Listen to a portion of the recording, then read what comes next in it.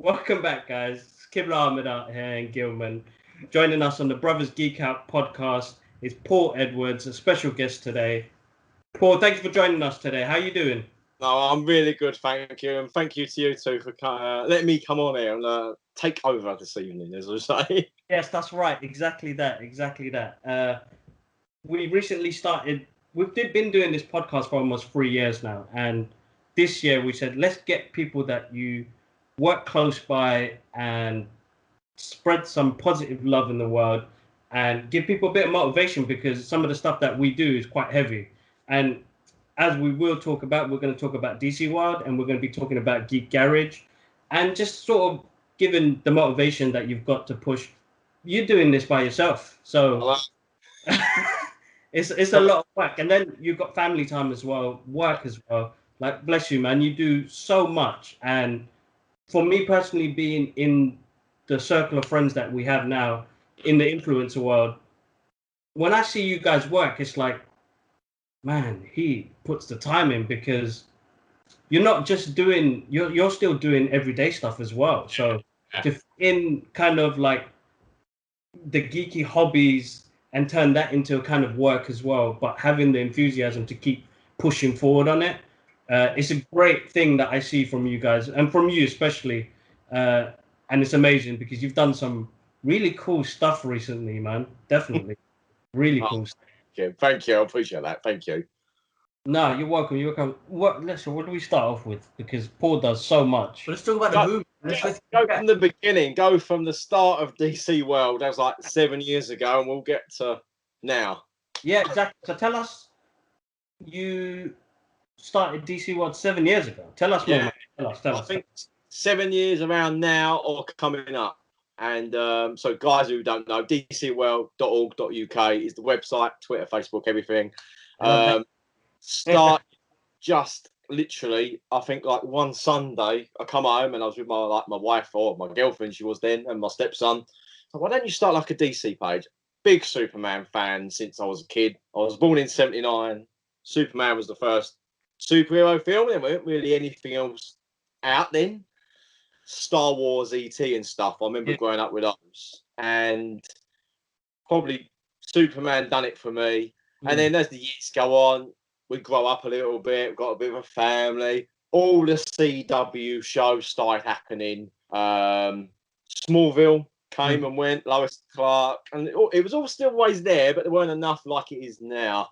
And so I said, okay, we'll start a Twitter page. I've just done DC World. We set it up. And it just blew up. Like, I don't know, 24,000 followers roughly now. It's not massive, but it's big just for DC fans, giveaways. And then, as you know, Kibler, and we all do, Luke and everyone, we get to work with some amazing people now and have some amazing experiences. And it's took us a journey to get there, but now it's all paying off. And meeting you guys as well. Brilliant. So. Wow. Yeah, it's amazing. It has been a full-on journey. I met Paul. I'm trying to remember, was it Aquaman the first time, or was it one of the Comic-Cons?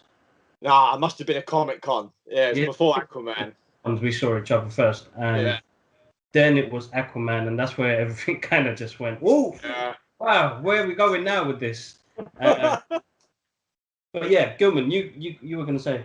I was going to geek out about your background, your office, because I could see the hustle behind it. You can see it's a hustle right there. And all the work that you've been putting on, man. That's freaking amazing. And I've been following the Geek Garage, which we'll talk about. And what is it, geekgarage.co.uk? What's the plug? That's the one. All the links are in the description. I'm telling you, there are some unique products on there that just takes me back. Like I was telling you earlier, that the Inspector Gadget pop, I'm seeing these Thanos drinks and whatnot. I'm like, these are amazing products, man. And I don't know, if you want some of that old school stuff, check it out, because that brought back some memories. And those are some unique products, man. As you say, that's your home office right there, right? That's where the hustle happens. Like my little man cave turned business office at the minute. It's a bit of a mix up of DC World Geek Garage and storeroom a little bit as well. But yeah. I'm loving it, man. And then you got those the head sculptures on the right, the helmets. Those are new, you said, yeah? These are, I put these in I'm revamping the office. I want to get a new desk. These are going to go like either side. Mm-hmm.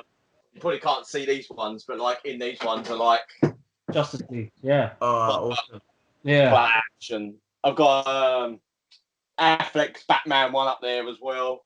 Yeah, I put them out. There's been stuff that's just sitting around, and now I'm finding something to put them in. So yeah.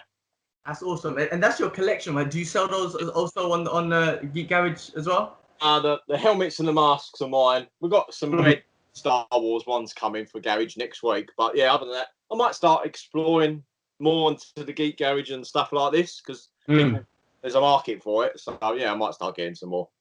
So how did Geek Garage start off? Where did that kick off? Because Kip was saying it's 2 years ago now. It's been probably 2 years ago, nearly, since we spoke about doing something. Yeah. I remember people are saying about the hot toys and stuff like that. Right. Brilliant. And then I wanted to do it, and it was just the jump, not to give up work because I've got a good job, it's good money. Juggling that with DC World was fine. And like last December the 31st, January the 1st, I set up Geek Garage as a company.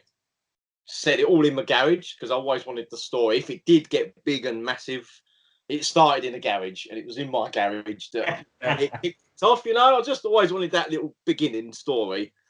No, of course. And wanted to do that. So I got some like cheap pops and things like this. Started a little couple of racks in the corner.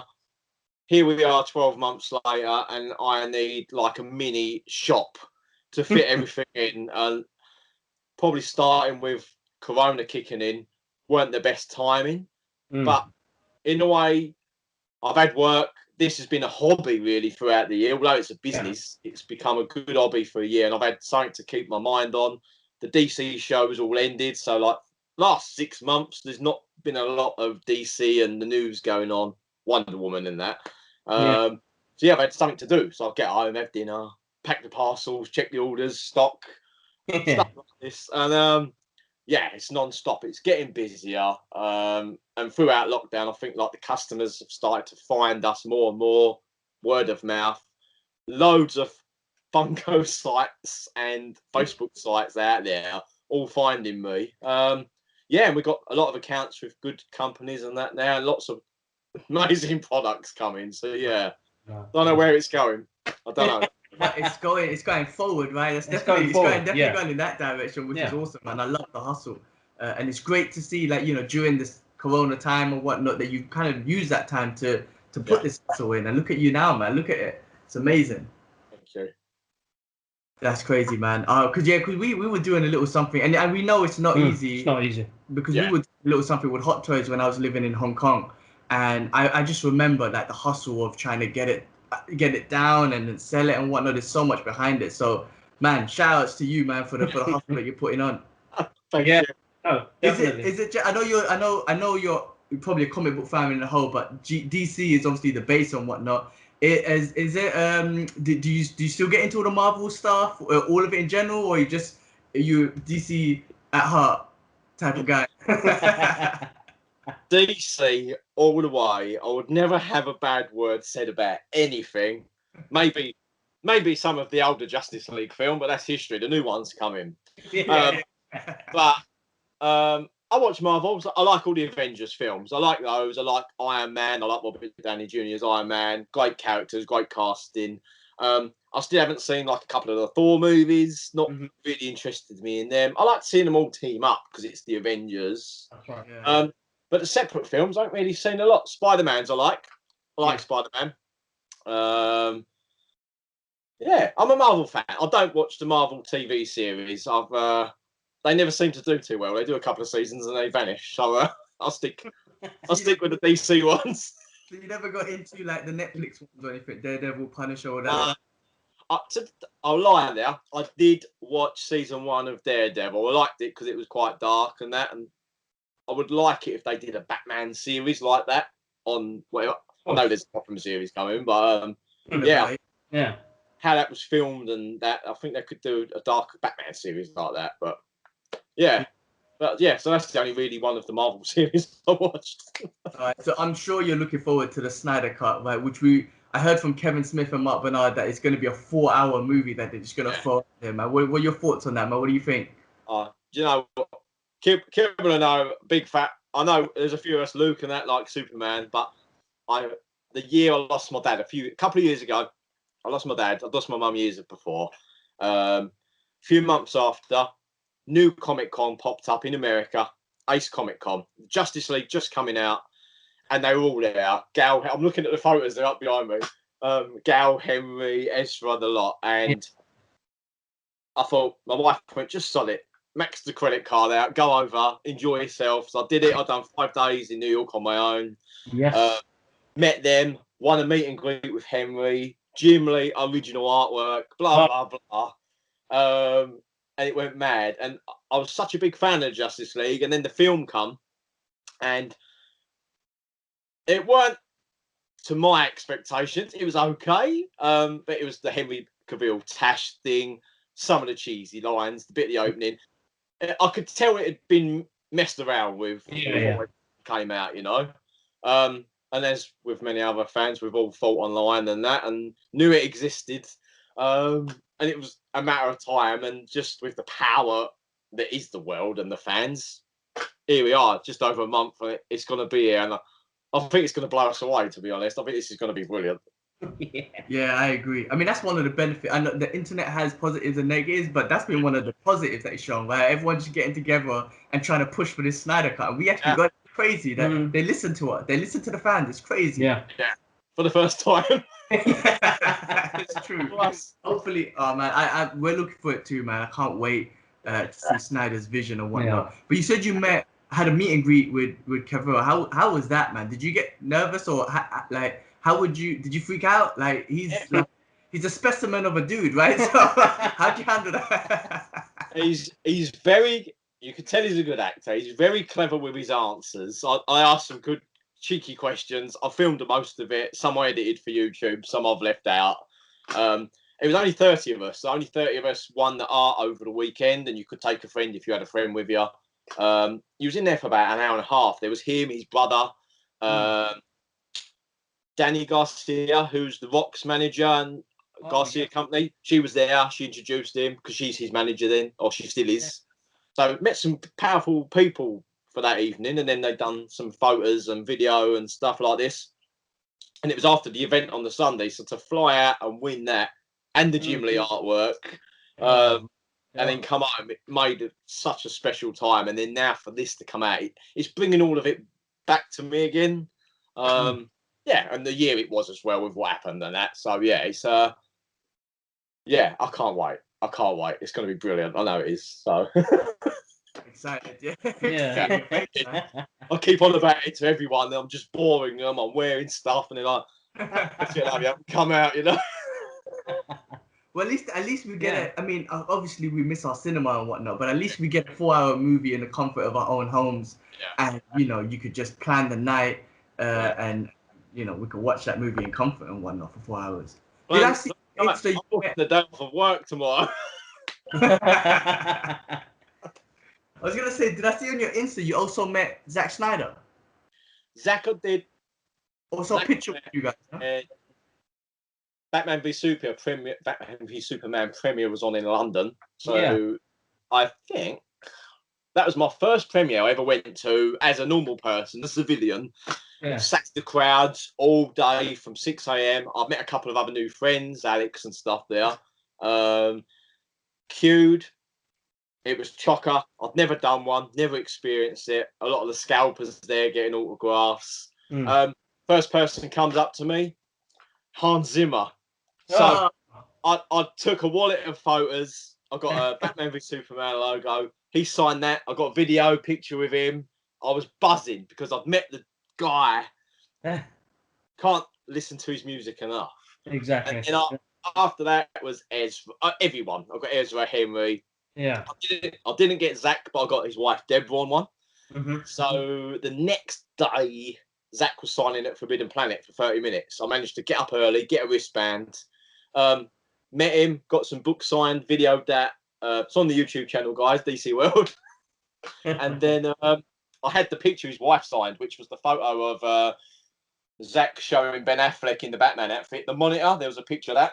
Yeah. And I got Deborah on there, so I showed Zach and said I got Deborah at the premiere. I still had the wristband on. And then he signed the photo as well. But yeah, what a nice guy. He was really thankful. Well, that was quite rushed because he was only there for 30 minutes. I had a good 2-3 minutes with him. Yeah, and I'm sad with what happened in the life, losing his daughter, and the way that's happened, the way some of him's probably been treated and not the help he should have got throughout. But now justice is coming. So yeah. Of course. Yeah. That's like it's a good comeback, and he deserves it. I feel like every artist in their trade, director, writer, artist, somebody who does the hard hustle, the work, deserve to get their vision shown, because what he did with Man of Steel and Batman v Superman, you knew where he was going to go and where he was going to head with his vision, because he's an artist. You look at the screen, like when I saw Man of Steel, like I remember just coming out thinking that is what I've been waiting for my whole life, because we got. I mean, Christopher Reeves will have mad props to the movies that he did and all the Superman that came after, but with the comic books, when I followed it, we saw more powers, more strength, and I wanted to see that represented on the big screen. And Man of Steel showed the beginning of a character that was more than human, but actually an alien. Yeah. And they, referred to him as an alien in this one, and then show his raw powers, which he doesn't understand fully himself yet, and kind of move on forward. And it's exciting to see him come back into this. We've discussed that so many times, because that film got so much hate, right, because of the destruction. Yeah. And we're like, these are two almost like, super beings. Of course, there's gonna be destruction, and he's very, and like the movie represented, he's very unaware of his powers and the destruction. Like he's very unaware. He's not strategically in his fighting, right? So in the future, we saw in VVS, right? They took the Doomsday. They took him to a remote sort of area. Yeah. But in his first fight, he doesn't know. He just needs to fight some dude, right? Some dude with special powers. So he's not strategic in his fighting yet. And I don't think people saw that. Like, they just saw, the destruction, which I still don't understand. When you see destruction in a movie, that shit's fun. So why does why does Godzilla get props for destruction and Superman doesn't? Exactly. I don't know. No. It's the same with killing Zod at the end. Go back to the old film. He threw Zod got thrown down the thing. So it's the same. It's like, has everyone forgotten that one? I don't know. Paul, there's another thing to ask you, because the amount of work that you do, it takes a mental power to do that. You've got power of your own there to be doing DC World and running Geek Garage. I mean, what sort of positive feedback can you give to people that are kind of 2020 was a struggle, and 2021 has started off with a bit of a tough one as well. So like when I look at your posts, when I see the work that you're doing, it's like, man, he's pushing through. I mean, what is it that makes you like, I need to do this? No, so social media. Firstly, my wife for supporting me and letting me do what I want to do when I want to do it, and doesn't interfere. To her, brilliant. And my son. Other than that, the fans are why I do it, because if the people weren't there, it's not for clicks, it's not to get 1 million followers. I don't care if we had 20 followers, it's just, it's the fans, and it's a way of interacting, because when I was a kid growing up, we didn't have all social media, we didn't have phones. The internet, I got very late because it was like expensive, and I didn't grow up in a town that was like, we had loads of money, we could have the internet. My mum and dad had like a TV, you had to put 50p in and turn the notch to the telly powered, That's how I grew up. So now we've got the internet and all this social media, and everything is like on this. And you can post all day, and everyone's doing it. It's the way you do it, and you interact with the fans. I'm a genuine guy. It's not like scripted for the TV. It's the fans. The fans, I think, keep me going. It's all these people that are into the same stuff as me, or as passionate. Some chats you get to have with them, even with you guys, this happening now. The fans and the love and the stuff that goes on and that we all love. And back when I was a kid, this was all geeky. and there'd be playground fights, or you'd get bullied for stuff like this. Now, who's bullying anyone? You know, it's like that's right. It's changed. It's something that me and my brothers, when we were growing up, we've seen the change now and what it's done now. Like, we've seen the positive that's come out of it, and I absolutely love it, because now we're the trend now. Yeah, we're the trend. You know what I mean? And it's a nice feeling, and it's, you know, it's, I think for everybody who are different, it gives them kind of a platform to push through in, and we picked a really good platform to do what we're doing, because it, as you said, at the end of the day, if that one post can make somebody smile, happy, or just that one interaction, that changes what you do, isn't it? Yeah, exactly. More rewarding. Exactly. And I forgot what I was going to say. I was quite queued up for something then. That's all right. I forgot what I was going to say. Keep going, keep going. I'll think of it.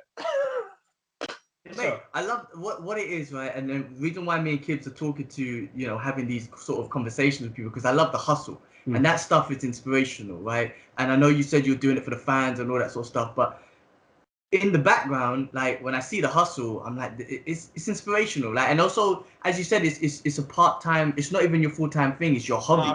You've made your passion your hobby, which, you know, you're interacting with people, you're hustling, it's making a little bit of money and whatnot, and that's the most important thing, man. Because work is work, whether you like your job or not, that's cool. But to have that, you know, we all have those, but to have that passion that you've kept in your side is I think it's so important for the mental strength. Yeah. And that's a big thing at the minute. It's like mental health, I know, is massive, especially this last 12 months. So a lot of people affected people in various ways, and stuff's happening even to like celebrities. Even like it got to a point last year. So for instance, so in my day job, I sell lorry parts. Very boring to a lot of people. A lot of looking up parts and this and that. My hobby is my hobby. The business is the business. Keeps me busy, keeps me a bit saner. But it got to a point last year we had a lot of people off work with furlough. My boss had to have time because he was at risk and stuff like that. And for months, me and my wife sort of run the company there. We didn't have a day off. And after 3 or 4 months, it started to get a lot draining. Plus, Geek Garage was just taking off then. It was April, May, June. And some nights it was getting to me. It was like, there weren't a lot of DC stuff going on. The Geek Garage was just taking off. But at some point, you started to think, like, I started to think, am I going mad? Am I going crazy? You know, you start thinking the way you're acting or things you're doing. And then you think, after, why did I do that? And I started to think, this mental health thing could really affect some people, you know, and in ways I would probably never know. But yeah, it's good. I get a lot of people will chat or WhatsApp or private message you in Twitter and Instagram. It's like, oh, how do you do this? How do you keep up with it? How do we start? Just do what you're passionate about. Create a page. If you like it, just keep posting. And the hard work pays off. They don't expect to like go and meet all these stars and go to premieres in a week. This takes years of working, and it will pay off. I said, but if you're passionate and keeps your mind sane, keep doing what you like and just carry on. Yeah, just inspiring people, really, probably without realising. Yeah, that's amazing. And I'm sure, and I've seen this so many times, when you focus on the money, then you don't go nowhere. But when you just focus on, as you said, on the passion and just do what you love doing, the money will come. Like all that sort of stuff will come. And I think that's where a lot of people might fall off, because they might be doing it for the money, or they don't see the money coming, and they're like, oh, what's the point? But that goes to show, then maybe it's not really a true passion to you if the money is. If the money becomes, you know what I mean? So, exactly. For DC World, people will probably be shocked by this, but we earn no money. Literally, we'll get a few freebies here and there, or it's some sort of promotional package, T-shirt, a cup, whatever. Sometimes I can get, depending on what we get, really. Sometimes it's a hoodie and a T-shirt in the box, or sometimes it's loads of bits like comics and stuff, and I can try and start sharing that, because it's not just me at DC World. There's a team around the country, and they all watch different shows, all write about different bits on the website. And again, there's no deadlines. It's all very free running. I don't say to them it's got to be on tomorrow. There's a few of us can log in and post and distribute what I can when I get anything. Sometimes I even just buy stuff and send it myself, you know, like when it's been a bit. I did last year. But yeah, I think everyone thinks being an influencer, you earn a lot of money, but when you're a really high influencer and you're advertising for these big brands, then yeah, but at the minute you don't earn anything. I know Kid will know the same. We just enjoy the posts, enjoy free out in London for a film and an experience, really, and it's something you can't buy. So I think for us is that as well as the experiences. yeah. We've never wanted to be like, oh, it's gonna do something for me, famous wise or anything like that. It's always been we're the guys that love these products or the movies and TV shows, and to be able to get to go to a premiere. I mean, I never thought a day in my lifetime that I would be on a red. Well, it was a blue carpet. Yeah. On for Aquaman, but meeting James Wan, meeting Peter Safran, I was blown out of my head to say, here's a kid, reading comic books, doing artwork, wanting to be a comic book artist, to finally being recognized for the work you've done and the passion that you put into it, and say, you know what, come to this premiere. And I'm like, what the it still blows my mind now. I mean, even with we did Shazam. Yeah. That was something else. Wait, that's where I met you. Like, we met in Shazam. Shazam. What, at the meet and greet event? Yes, that's right. At the fair. My son was with me. Yeah. Yes, I remember that. Sorry, I sorry to cut you, but I was just like, that's it. That's what I know. Yeah. So we did Shazam. I'm trying to think. So we've done a few, and we've got to meet some great people in the process. Yeah. But it has always been, inspiring other people to try and work with their passions and enjoy that moment and enjoy things that, they don't have to be, as you said, it's going to be hard work to get to where you're like wanting to get out there a bit more, but the motivation and inspiring to just keep going, keep pushing. And I suppose with all of us, we have already got a week set and when we're going to go live and when we're going to post content and speaking with other people. And you're right, we're not getting paid for none of this. It's because it's out of your passion. We do get the odd cool pieces that come through, but most of it, we're not getting paid by any of the companies or anything like that. It's all passion work. It's of the product, and we're gonna, talk about it because we love it. I mean, exactly. Yeah. We're passionate. And the main thing there, Kev, that we're genuine. It's not all fake and it's not all made up. We're genuine people. Do what we love, and if it was crap and bad, we'd probably say it was. I have done with some of the TV shows recently, like The Flash and stuff like that. But, I'm just staying genuine. So yeah. Of course, I gave up on Flash after season 3. So yeah. So did I. But the film would be good. So with the reviews and stuff like that you do you obviously it came out naturally, right, when you first started doing it, but what have you learned from the last 7 years from doing reviews? Have you kind of figured out a structure? Do you have people who you're influenced with, that you kind of watch what they've done or seen how they structure their reviews and kind of got influence from that? How has it come along this whole way, and how do you structure it? My first ever articles on my site were probably just tiny. I'm not a typer. I hate doing big articles. A few of the people on my team and on the site write some amazing reviews. They do pages. Their mind is in it. It's worded brilliantly. I'm not like Clark Kent from the Daily Planet. I'm not this trained person that can type pages out. I like to do video interviews or phone interviews, and I'm quite a likable person, I would say. When you're chatting and it's just like we are now, and it's some celebrity, Gal Gadot, the other week. Yeah, that's right. And I'm just chatting like it's a normal person now. Years ago, it was like, oh my God, this is happening. Now it's just more professional. But I look at some of the people on my site. There's James and Max and John. They do some amazing articles and stuff, and I wish I could get to that level. It's probably time more than anything with the busyness and the life. But yeah, to word it all, the longest stuff I've had to write up was the Gal Gadot interview with Peggy Jenkins, and listen to it back. Although it was only 15 minutes, I had to type the whole transcript out because we weren't allowed to post the video or anything.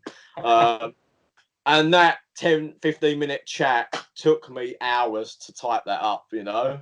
How did that chat go? Talk me through that process, because like you seem like a very sociable guy. I consider myself a very socially awkward guy. So I would freak out if Kibbs was like, "Gee, we got an interview with Gal Gadot on Saturday." I'm like, "I'm not coming, bro, because I'm gonna fuck it up." I'll fuck it up. How the hell did you process that, man? Because you know she's easy on the eyes, you know, it's Wonder Woman. You know what I'm saying? Like, how the hell do you handle that? No, I don't know. It was like, so it was all done by Warner Brothers, and we was in a Zoom chat. It was me and 3 or 4 others around the world. And I know Luke the Geeker still was on a similar time in another chat bit when they done their one. So it was good that we got our separate sections and you got to ask your questions. I actually went first. I snuck in a few extra questions. I did take a lot of the time up, but it was one of them. It was a once experience and it weren't going to happen again. So I'll get my questions in quick. We chatted like normal, you know, like I laughed and she reacted and laughed off my laugh, and we're chatting and she liked the t-shirt I had on, you know, all this stuff. And you just finish your questions, you're listening to their answers, you're coming back off of them, and Patty. And then after that, the other guys, you're watching them ask their questions. It's got sped up for them, unfortunately, but it was quite quick. And I sort of zoned out when I'm looking at this screen, and I'm like I was watching someone else's video, and I'm watching Gal Gadot talk and Patty and these other people, and I was like, oh shit, I'm still in this, you know. It was like live, and then I see me, I'm still in the corner, but I started watching it like it was TV, and I'm watching someone else. I'm actually here, I'm in my office, and we're doing this now. Yeah, once it ends, then like the buzz is there, you know. I've just done this, get some pics on. Yeah, I'll just treat it normal. After I'm like this. That's what I was gonna say. While you're on it and you're ready to do your question, before you ask your question and like put yourself off mute and is the heart beating, or are you like in a good place, or you already? I'm normally quite calm, unless the technology don't help me and I get stressed out. But yeah, I'll get everything working. I'll just sit here and wait my turn, and I'll get probably more. Well, I did though. So like, I interviewed Shazam cast a few years ago for Warner Brothers, and that was another experience doing the press junkets, and hopefully there's a lot more coming. And the way they run and the way they're done, I was probably, you know, like it's getting the train to London, carrying your equipment and the computer and stuff. Like you get there, it's like a military operation. Then you're in the room, you're chatting with the actor, you sit down and you're just chatting like your mates, and then you go into the questions for 10 minutes, whatever. And then you sort of forget you're there to remember your questions. You're coming off their answers, and yeah, I'll just act normal. I'll just act normal now. It's the best way. That's good. I guess if they make you feel comfortable, then you get comfortable and you just have a conversation. Do you research on your questions when you're thinking about them? Do you do some deep dive research and stuff? I guess I don't know. I obviously want to keep them natural to your personality, but do you try to how do I put it? Like try and make them smart, if that's the right word to use. Yeah, I've used a couple of. So it's normally you've got to chat about the film or a bit of fun, something in life, something they'd like to see or whatever. So I normally have a mix of questions, normally depending on the time and who it is. Yeah. The most awkward one was with Henry at the meet and greet. So I changed it in like the last second as he's come over to talk to me. I was asking something off of like the Justice League, and then I changed it. All of a sudden, just my head went, and I said to him, how do you think they would explain Clark Kent coming back from the dead in the next movie? And he was like, oh, I don't know. You know, it's like, I've outsmarted this question. I shouldn't have asked this question. He went, how would you like Clark Kent to come back? I don't know. And it was like, yeah. So sometimes being clever don't pay off. It come back on me. Oh shit. Okay. Oh, that's funny. So what about one of your? Because obviously all of them are amazing experience. Which was one that really blew your mind? That was like your best one, or the person you met was just like someone you couldn't believe that you just spoke to. Now, there's some big actors. This part. I'll tell you this story. The Ace Comic Con one in Long Island for the Justice League. So it was like day one, and we was going to photo shoots first. It was like my first or second photo shoot. I didn't know anyone there. at first, I met a friend on the team, Erin, who lives in LA. She actually come there, and I met up with her during the weekend. I'd met Ray Fisher about a year before in like Telford. They'd done a City of Heroes event, so I met Ray there. I got the Gotham jacket that's going to be in the new film, and he signed that. Nice. With him. He knew DC World from online. He'd been tweeting and stuff. And we finished the photo shoot, and literally I was the last one in the room. And we chatted for about 15 minutes, just talking stuff. Anyway, that's out the window. A year and a half has passed. I've gone to Long Island.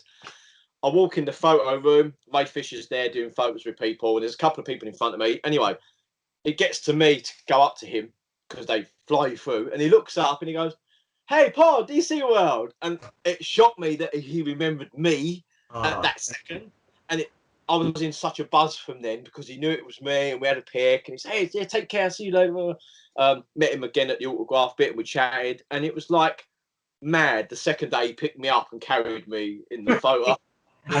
Oh, yeah. Him remembering me, he must have met millions of people like by then, you know. And like I walked in and he remembered my face, me, DC World, my name, Paul. And I was just like, and then I was buzzing for the weekend after that, you know. That was the first thing in the morning, and I thought, oh, this is going to be great. Ray Fisher's great. Yeah, I've got a lot of time for him. He's gone through some crap, and I hope he gets sorted. But yeah, same here. I've been following him and going through his journey as well. So I hope he gets some. Definitely needs some justice.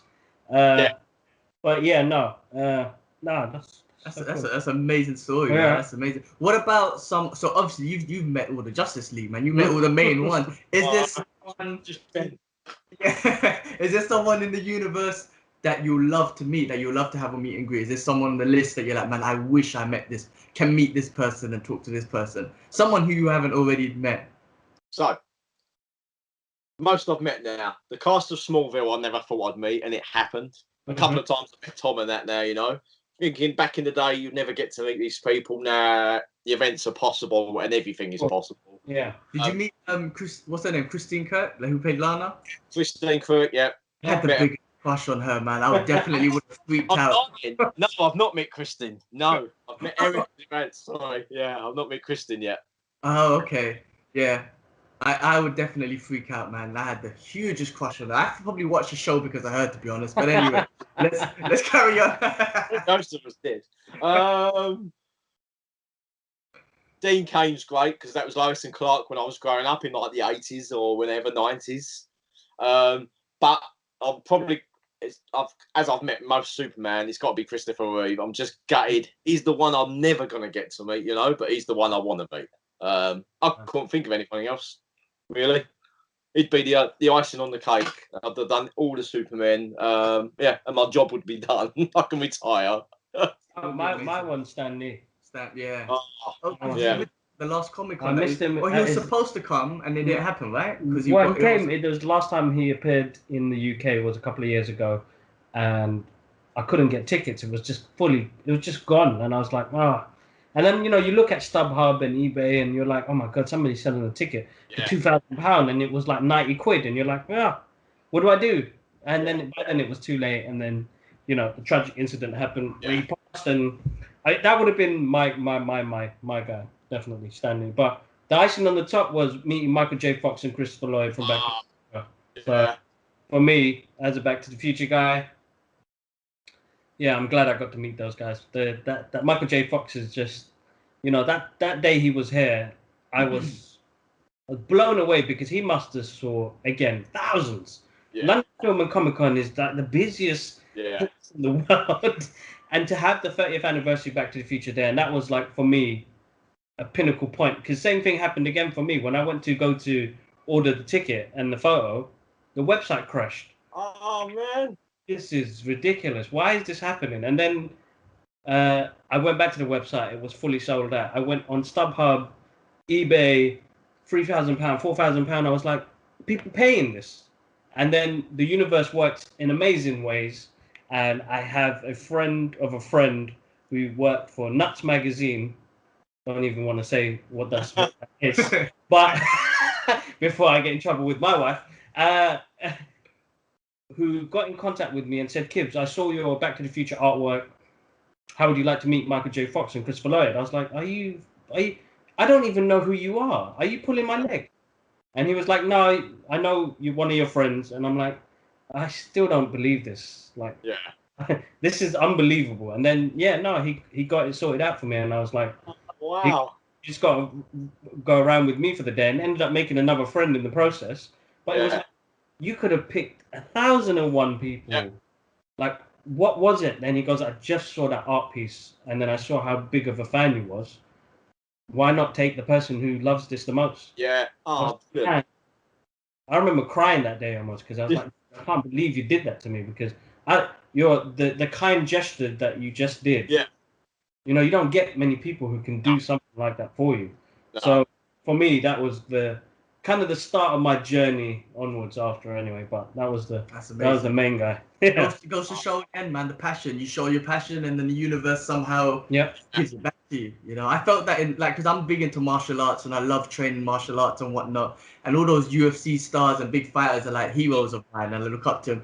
And now I'm in a gym in Singapore where I they teach me. My teachers are like ONE FC champions, and Misha Tate, who's an ex-UFC champion, she's taken the MMA class, and I'm just like, oh my god, superstar to me. Like, you're a legend to me. You're teaching me an MMA class. It's absolutely amazing. So it is crazy when you just do your passion, and you know, when sometimes people hear about the time and money you spend on your passion, they're like, why would you do that? I've had that so many times in regards to like how much I pay for the gym, which I won't say here, but it is expensive. But I'm like, I love it. It's an investment on myself, and it makes me feel good. And then I'm like, my teacher's ONE FC champion, is ex-UFC champion and whatnot. But that's just the universe giving back to you, or in you know, passion and whatnot. Exactly that. Oh man. It happens in strange ways, don't it? Stuff does happen. I'll quickly go back to like the day I met Zack Snyder. Yeah. I'd been on my phone, I'd been on the train, I was waiting outside back and Forbidden Planet. And I don't know what, I think I was just waiting, and I went on my phone in Twitter, and I had all these messages from this lady at the BBC. I was like, it was like, urgent, call us, blah, blah, blah. And I called her, and she answered straight away. Hi, Paul, we're trying to get hold of you. Because obviously my number's like not on there or anything. Yeah. And they wanted me on the radio in the morning the next day, which was like the day the film came out. So it was the premiere, Forbidden Planet. The next day the movie come out, and me and a load of my friends had tickets to the IMAX. Yeah. At the Empire in Leicester Square, or whatever it was back then, at like 11 o'clock, and we was all going up and having a day. My son was coming because it was Batman v Superman, and then they had me on the radio in the morning at like 7 a.m. talking Superman, and they had another guy on somewhere else talking Batman, and it was all where the one show and that's filmed. It was in there. I left the Zack Snyder thing, come home, told me, I'm going on the radio in the morning. My friends are gonna have to meet me in London. This was all new. It was like I got back to work to get my car that evening. Phones going. BBC in Manchester. Oh, can you come up tonight? We want you on the breakfast show in the morning talking Superman. I was like, I can't. I'm going to London in the morning for the radio. Oh, don't worry about that. We can remote do it up here. We'll come and get you in a car and put you in a hotel for the night. And no, I want a celebrity, but I started to think, I don't know what to do. So I was in work. I left. I went back in work to see my wife. She works there. I was like, they want me up in Manchester for the morning on the TV. They're going to come and get me tonight. And she's don't know what's happening now. What are you going on the radio anymore? Yeah, but they can do it up there. And no, because I'm meeting my son and my friends in London. I've got to get from Manchester to London. It's not possible. And I was like, I had to blow out the TV one in the Manchester just to do the London radio one, you know. But it was just that. It was out of nowhere. And I didn't know how to deal with it. I was like, That's amazing. That's amazing. You know, I think you made a possible right choice, because London to Manchester to London, we've experienced that. We've experienced that. The traffic on, what is it, the M, whatever it is, 6 or whatever, like, it's like a 7-hour journey, man, because you're stuck in traffic. So you definitely would have missed it, man. I'd have missed the film. I'd have been crying in the cab. My friends watching it. Yeah, no, definitely. No, the universe works in great ways. And Paul, like, with the work you're doing, keep it going, man. You inspire a lot of us. And, you know, I'm so happy that we could get you on the show as well. and it's something that I want to do on a regular basis. Hopefully this year is getting you guys on and just kind of sharing experiences and making sure, you know, we can spend some love out there and inspire. The main thing is, again, this is to inspire other people. Just to kind of hear our story of the workload that we do and how we get out, and that it can be done if you put your mind to it, you know. Yeah, exactly. And you don't have to post every day like a madman. You could do it once a week, do it in your own time. It doesn't matter. The amount of followers you've got doesn't matter. The likes, the love arts you get, it doesn't matter. It's about what you put on, the content you put on. Keep it genuine, and yeah, you'll go far. You'll go far. And you know that Kim and Luke and Tasman and everyone, you know, like you guys and like Neil will get your Comic Con. Yeah. That's we have Hulk podcast and stuff like that.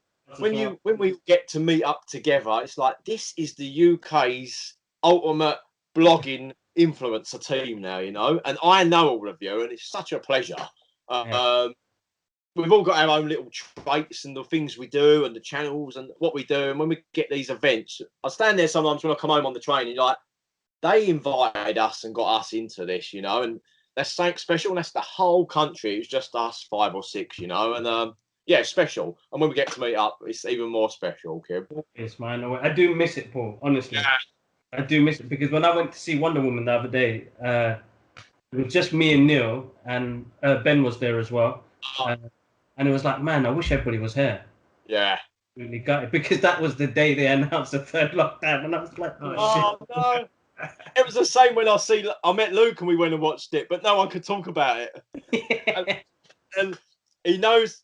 It's weird. It's like the cafe in the Avengers when they're all together at the end. There's a little bit of Monjay near Warner Brothers. I'll always, because I'm always early, I'll sit in there and have a coffee or whatever, you know, wait for the time. Luke walks past the window. He's having a little look if I'm in there.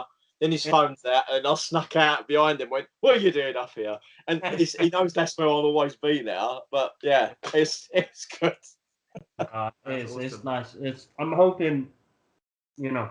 The plans are, you know, hopefully during this year sometime we all get to again. But no, listen, absolutely awesome. I don't want to take up the rest of your evening. I want to say a massive thank you to Paul joining us on the podcast. Guys, make sure you click the links in the description box, because not just you get to see our beautiful faces on YouTube, this will be on SoundCloud, Spotify, iTunes podcast, and all over Instagram and Twitter. So make sure you're following Paul on his amazing journey with DC World and Geek Garage. Paul, dude, thank you for joining me today on the Brothers Geek Out podcast. Thank you too. Thank you for your time getting me on here. It's been brilliant to see you actually on live camera. You know, I'm actually speaking to real people. This is it's brilliant. You guys stay safe as well, and looking forward to getting together again, man. Definitely.